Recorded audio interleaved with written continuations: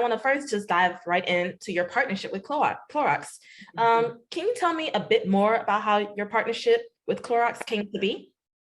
Yeah, and so first off, I've always used Clorox wipes. You know, you had them around the house, like you always use them to disinfect. But really, when we got into the bubble and like during the pandemic, you know, they really became like an essential item, you know, to have. And so I just remember, you know, during the pandemic, navigating, we're in a bubble, you know, just trying to stay as safe as we can, trying to eliminate germs, you know. And so we were using those wipes like all the time, you know, and it just really just kind of became, you know, like a must-have item. Like you keep it. I always say I keep these little like travel ones, you know, for when you moving around or on the planes, trains, automobiles, you know, just wiping everything down. And so it really became an essential item for me. And then the partnership was just organic, like it just fit because, you know, the brand is such a part of my lifestyle, you know, at home, but even on the go as an athlete, you know, just constantly being around, you know, the balls and shaking hands and all this other stuff. You cross paths with people. So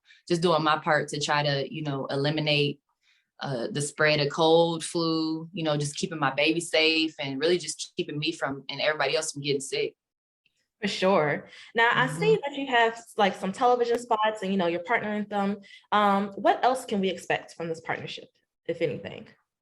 Well, yeah, you know, it was cool to see, you know, especially, I'm glad that you brought up that commercial too, because it's great seeing representation of like our league and our players, like on that level and on that stage, you know, and a national commercial, like showcasing us, not only as women or athletes, but, you know, as moms and like our at-home life and a lot of other things that we decide to keep, you know, private, like me personally, just being showcased in that area. And so it was real dope to be able to be a part of that. Obviously being a commercial, like having my baby, you know, be shown for the first time and his big reveal. But, you know, just from East to West Coast, you know, my family was like, oh, we saw the baby. Like everybody was just so proud, but, you know, just really just partnering with the brand. Also, you know, we did an IG Live today with Dr.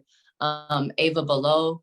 And she's so dope. She was just telling us some tips on like, you know, just how to stay safe during this cold and flu season that's among us and like how to combat, you know, the spreading of germs, washing our hands, you know, wearing the mask because social distancing, you know, everything that seems so obvious, just continuing to reiterate during this time. So it is great that the brand is also trying to, you know, just educate folks on ways that, you know, they can combat this cold and flu season, but you know, just also just continue to showcase, you know, their support of the WNBA, the women, and, you know, just excited about the partnership in general. You know, well, speaking of the WNBA, congratulations to you and your team on making it to the WNBA finals. You know, although I know it wasn't the outcome that you anticipated, but I'm curious, do you or your team have any pre or post-game rituals that you guys do? Yeah, I would say we got our routines. Like, you know, everybody got their individual things to get ready for the game. But, you know, as a team, we keep the locker room bumping, like the music, you know, the playlist, like we all got that in common. We like to get hyped before the game. So you're going to come in our locker room, you're going to hear it bumping. You know, everybody got their little songs. You make sure you play. So everybody in their little zones, you know, but for the most part, professionally, everybody has their routines, how they get warm, treatment, you know, it's a combination of things. But I would say before the game as a team, definitely we're gonna have our moments where we all gonna be in the locker room, music gonna be going, everybody gonna be getting their little vibes. And yeah, I would say that's probably our biggest like routine before the game.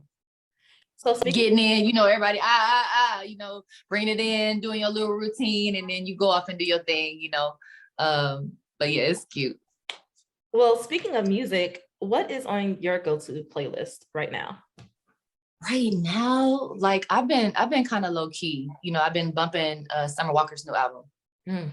Yes. Like Summer Walker's new album, like I love her vibe and I was waiting for that album to come out. So she really been on the top of my playlist.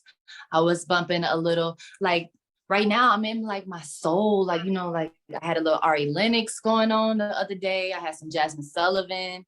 on my playlist, like that's for like the off the court stuff, and Right. then just any type of, honestly, the trap rap, go hard when I'm in the gym, you know what I'm saying? So any current hits, I'm pretty up to date with the current playlist in the gym, but for the most part, my at home chill playlist is gonna be like that R&B, like soul feel. And, look, for me personally, I get in front of a group of people and my nerves might get a little bad. So for you, just playing on the court in front of so many fans, you got the coaches over here and everything. What mental tool do you use under pressure? Yeah, I mean, I have extreme social anxiety. I don't think people understand that, but even like this conversation gives me a little bit of anxiety, just like, so I think it's a lot of things that we all battle, that people may not know about. We all go through our things and, above the neck that we feel and how that makes us interact with people and, just come off. And I would say basketball is my safe haven though. Like when I'm on the court, I really don't think, if you will, you know what I'm saying? I'm really in my element. And so that's always been like my go-to to like release and, just be that place and that space for me that I felt like was a safe haven. And so that is the one place where I don't say I really get too nervous. I just really kind of rely on my preparation because I've been playing the game for so long and really my skills. And that's pretty much what I rely on. And because if you do too much, it's going to come off like that. You're just going to get in your own head as an overthinker, whatever the case may be. So I really try to have a peace of mind. I do a lot of meditative things before the game. That's actually part of my routine, like Pilates and some other, mindfulness, mindful breathing, routines that I do before the game. And that really helps me like settle in. But like I said, we all are battling things, but that's pretty much how I get into my zone. And, when the ball goes up, I don't even feel anything, until after the game. It's just, I'm a competitor. And so that really is like, being on the court is my release. Right.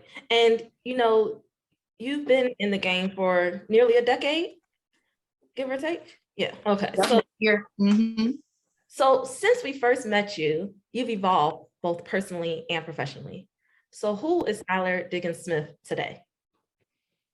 Yeah, I still feel like that book is being written, you know what I'm saying? I always think I always know who I am, but that person continues to evolve and I'm not mad at that, And so I'm learning about new versions of myself, as time goes on and, obviously being, married and being a mom and, just trying to navigate all of those relationships and friendships in my 30s, if you will. And so, I'm just Sky. I say it all the time. I got it on my Instagram, like, I'm just Sky. I can't really define myself, but, I'm very passionate about my family, and really loyal, I'm honest, and I'm really just growing right now. I'm loading, ... That's how I really feel. Like I'm just getting and learning about myself and what I like and how to take care of myself and what I need, what I don't want, the energies that I don't want around me. And so I really feel like I'm a culmination of a lot of things, but it's really just like loading ... That's how I feel right now. I love that. I love that. I feel like that's me right now too. Yeah. Yeah. You feel you targeted. Yes. Yep. And the holidays are literally right around the corner. I can't believe this. But how do you and your family plan to celebrate? We'll be low key. Like we'll always meet like before Christmas and, just come and check in with each other because we're kind of far now that I'm in Phoenix, like they're in Indiana. But luckily, my husband and I, we're from the same hometown. So we get to go back and kind of have a one-stop shop and check in with some family. And so it's going to be real low key. We're going to just come together. It's just real, like you want to love on each other because it's so hard, like to have consistency with so much going on, especially, and we learned through the pandemic, we weren't able to just do that and check in with each other. And so it's really important when you do have time together to really I just want to be up under people, I just want people to be up under me. I just want to just take their essence, and be around my grandparents and let my son be around his great grandparents and his cousins. And so we'll just be sitting up under each other. It won't be anything crazy. probably in our pajamas or our ugly sweaters or something like that, you know, and it's gonna be real chill. But like you said, I can't believe it's the end of the year, let alone the holidays. But you know, I'm definitely looking forward to some downtime.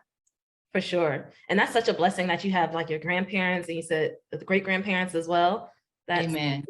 Yes, that's such a blessing. Well, enjoy your time with your family. Thank you so much for this. And you have an amazing day. You too. And nice to meet you. Nice to meet you also.